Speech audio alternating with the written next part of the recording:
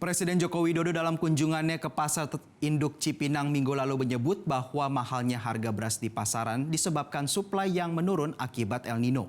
Dengan instruksi disebarnya beras bulog ke pasaran, diprediksi dalam 1 hingga 2 pekan harga beras akan turun meski tipis.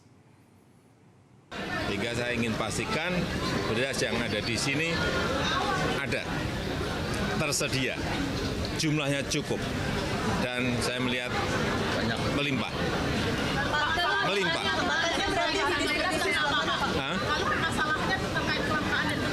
Ya, suplai itu karena memang panennya belum masuk. Yang dari produksi dipanen belum masuk ke pasar. Distribusinya juga terganggu di urusan banjir di Demak, di Grobogan, itu mempengaruhi. Tapi saya kira sudah diselesaikan lewat pengiriman dari Bulog juga ke daerah, Bulog ke Pasar Induk Cipinang. Saya kira akan nanti dilihat, saya kira dalam seminggu 2 minggu ini beras saya akan sedikit turun.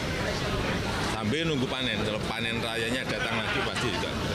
Jelajahi cara baru mendapatkan informasi. Download Metro TV Extend sekarang.